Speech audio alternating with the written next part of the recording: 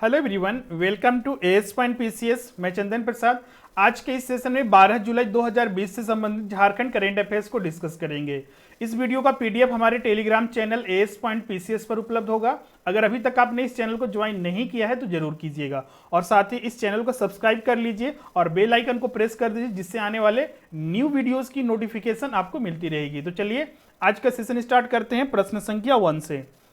प्रश्न 1 है आपका, देश का पहला national institute of advance manufacturing किस शहर में स्थापित किया जाएगा? ऑप्शन है आपका दिल्ली, लखनऊ, भोपाल, उपयुक्त में से कोई नहीं। तो इसका सही उत्तर होगा डी, उपयुक्त में से कोई नहीं, क्योंकि देश का पहला national institute of advance manufacturing Ranchi में स्थापित किया जाएगा। रांची के हटिया स्थित national institute of foundry and forge technology, जिसे शॉर्ट में निफ्ट के नाम से जाना जाता है, को वैश्विक मानकों के ऐसे शोध संस्थान के रूप में विकसित करने की तैयारी की जा रही है। यह सुपर क्रिटिकल उत्पादन तकनीक का शोध होगा। जैसा कि आपको पता है, अभी मुहिम एक चलाया गया है आत्मनिर्भर भारत, मतलब कि मैन्युफैक्चरिंग सेक्टर को खासकर इसमें बढ़ावा दिया जा रहा है कि विदेशों से, खासकर चीन हो गया और अन्य देशों से हमें सामग्री लाना न पड़े। इसके लिए बहुत सारे जगहों पर मैन्युफैक्चरिंग सेंटर बनाए जा रहे हैं, तो उसी में रांची में भी ये एडवांस मैन्युफैक्चरिंग सेंटर स्थापित किया जाएगा। तो इसका सही उत्तर होगा आपका डी, रांची में ये स्थापित किया जा रहा है। प्रश्न संख्या 2 है आपका, झारखंड में किसानों को आत्मनिर्भर और उत्पादन को बढ़ावा देने की दिशा में सरकार कितने वर्ष का एक्शन प्लान बनाने का निर्णय लिया है? ऑप्शन है आपका ए 10 वर्ष, 15 वर्ष, सी है आपका 2 वर्ष और डी है आपका 5 वर्ष। इसका सही उत्तर होगा आपका डी, ये एक्शन प्लान झारखंड सरकार के द्वारा 5 वर्षों के लिए बनाया जा रहा है। हाल ही में राज्य सरकार ने, झारखंड सरकार ने किसानों को आत्मनिर्भर बनाने और उत्पादन में वृद्धि करने की दिशा में 5 वर्ष का एक्शन प्लान बनाने का निर्णय लिया है।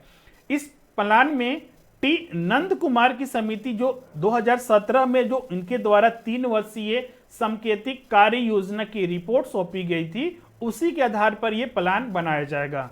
आपको बता दें, जो ये टी नंद कुमार समिति है आपका, फरवरी 2017 में इसे गठित किया गया था।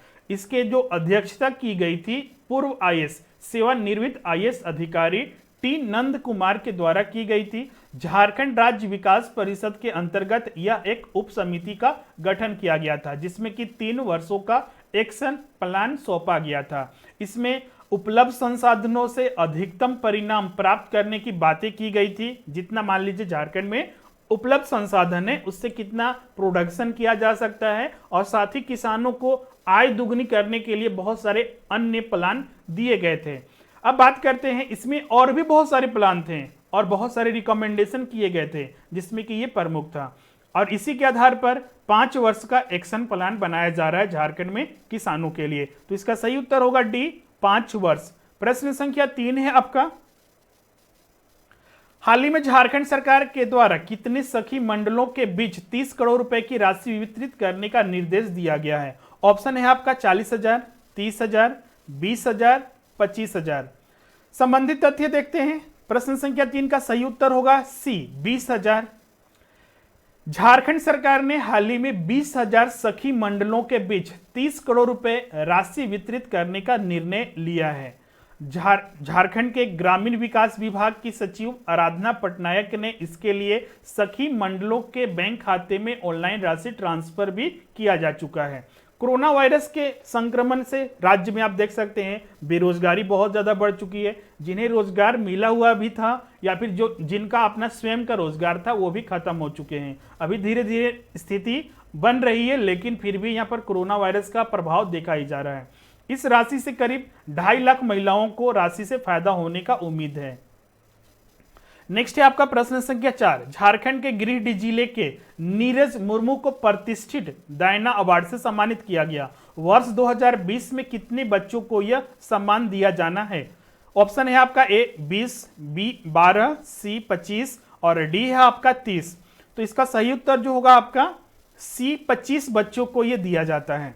आपको बता दें, नीरज मुर्मू जो कि आपका कैलाश सत्यार्थी चिल्ड्रेन फाउंडेशन से जुड़े हुए थे और ये गिरिडीह के रहने वाले थे। उन्हें गरीब और हाशिए के बच्चों को शिक्षित करने के लिए ब्रिटेन की प्रतिष्ठित डायना अवार्ड 2020 से सम्मानित किया गया है। यह पहला मौका नहीं है कि झारखंड के एक बच्चे को दिया गया है। इससे पहले भी 2019 में चंपा कुमारी को, जो इसी फाउंडेशन से जुड़ी हुई थी, 25 बच्चों के साथ उन्हें, चंपा कुमारी को भी यह अवार्ड दिया गया था।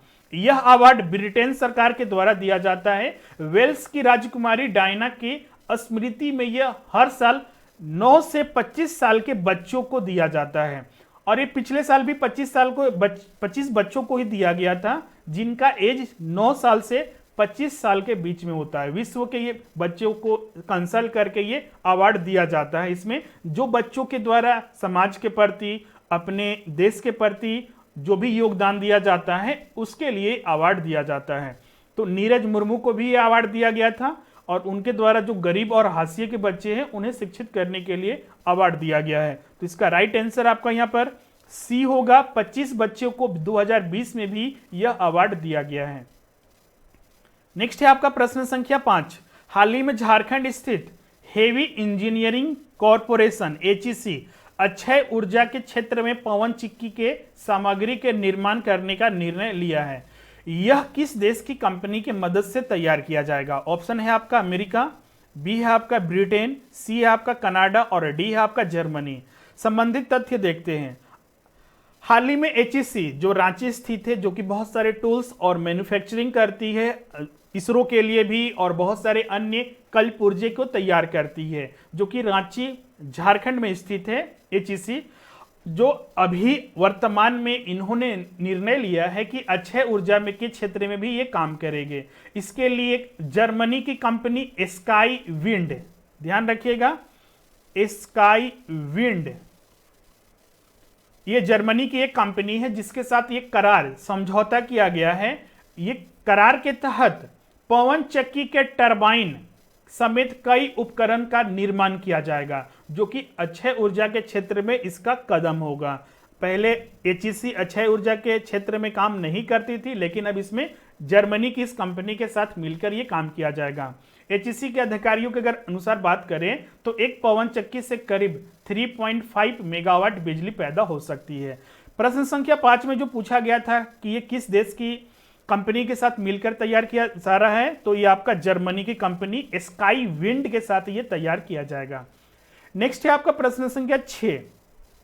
हाल ही में रांची विश्वविद्यालय ने अपना 60वां स्थापना दिवस मनाया है। रांची विश्वविद्यालय की स्थापना कब की गई थी? ऑप्शन है ए है आपका 12 जुलाई 1970, बी है आपका 12 जुलाई 1960, सी है आपका 12 जुलाई 1958 और डी है आपका 12 जुलाई 1961। इसका सही उत्तर होगा 12 जुलाई 1960 को रांची विश्वविद्यालय की स्थापना की गई थी, बिहार विश्वविद्यालय से अलग करके। पहले रांची विश्वविद्यालय बिहार विश्वविद्यालय का ही पार्ट था, लेकिन 1960 में इसे बिहार विश्वविद्यालय से अलग कर दिया गया था और रांची विश्वविद्यालय की स्थापना की गई थी। और 2020 में 12 जुलाई को, आज के दिन ही 60वां स्थापना दिवस इसका मनाया जा रहा है। तो प्रश्न संख्या 6 का सही उत्तर होगा बी, 12 जुलाई 1960। प्रश्न संख्या 7 है आपका, झारखंड का एकमात्र स्टेट यूनिवर्सिटी जिसका अपना कम्युनिटी रेडियो स्टेशन है, वह कौन सा है? ऑप्शन ए है आपका नीलांबर पीतांबर यूनिवर्सिटी, बी है आपका सेंट्रल यूनिवर्सिटी, इसको ध्यान में रखिएगा, सेंट्रल यूनिवर्सिटी बॉम्बे जो झारखंड में है, सी है आपका विनोबा भावे यूनिवर्सिटी और डी है आपका रांची यूनिवर्सिटी। तो इसका सही उत्तर होगा डी, रांची यूनिवर्सिटी में पहला कम्युनिटी रेडियो स्टेशन स्थापित किया गया है और ये आपका बहुत दिनों से ये काम कर रहा है, जिसमें कि आपका सुबह 8 बजे से रात 8 बजे तक विभिन्न प्रसारण यहां पर किए जाते हैं। और ये राज्य का पहला ऐसा यूनिवर्सिटी है जहां पर इस तरह का कम्युनिटी रेडियो स्टेशन स्थापित किया गया है। राइट आंसर इसका आपका डी होगा। नेक्स्ट है प्रश्न संख्या 8। हाल ही में झारखंड के किस नदी पर 165 करोड़ रुपए से नया पुल निर्माण करने का निर्णय लिया गया है? ऑप्शन है आपका ए उत्तरी कोयल नदी, बी है आपका स्वर्ण रेखा नदी, सी है आपका दामोदर नदी, डी है आपका मयूराक्षी नदी। इसका सही उत्तर होगा डी, मयूराक्षी नदी, जो कि आपका दुमका में जो स्थित है नदी, वहीं पर ये पुल बनाया जाएगा। पहले से वहां पर एक पुल है जो कि जर्जर हो चुका है, तो उसी के समानांतर में ये पुल बनाया जाएगा, जो कि इसकी चौड़ाई 16 मीटर के लगभग होगी। तो राइट आंसर आपका यहाँ पर डी होगा, मयूराक्षी नदी जो दुमका में स्थित है। नेक्स्ट है आपका प्रश्न संख्या 9, हाल ही में राज्य में प्रारंभ पौधारोपण अभियान कहां से प्रारंभ किया गया है? ऑप्शन है आपका ए रामगढ़, बी हजारीबाग, सी जामताड़ा, डी खूंटी। तो इसका सही उत्तर जो होगा आपका खूंटी। खूंटी से यह अभियान प्रारंभ किया गया है राज्य में। अभी आपको हाल ही में पता होगा मुख्यमंत्री हेमंत सोरेन ने 3 नई योजनाओं को प्रारंभ किया है कोरोना काल से निपटने के लिए, और अपने ही राज्यों में जो बाहर लोग जाते हैं उन्हें अपने राज्यों में ही रोजगार मिले, इसके लिए 3 योजना प्रमुख रूप से चालू की गई थी। नीलांबर पीतांबर जल समृद्धि योजना, दूसरा था बिरसा हरित ग्राम योजना, और तीसरा था आपका वीर शहीद पोटो हो खेल विकास योजना। इन्हीं योजनाओं के आधार पर, बिरसा हरित ग्राम योजना के आधार पर ही आपका ये राज्य में पानी रोको पौधा रोपो अभियान का आगाज किया गया है, प्रारंभ किया गया है। ग्रामीण विकास मंत्री आलमगीर आलम ने खुट्टी के कारा से इसकी शुरुआत की गई है, और साथ ही राज्य के अन्य हिस्सों में इसे प्रारंभ किया जा चुका है। तो राइट आंसर इसका आपका डी खुट्टी होगा। नेक्स्ट है आपका प्रश्न संख्या 10, आज का अंतिम प्रश्न।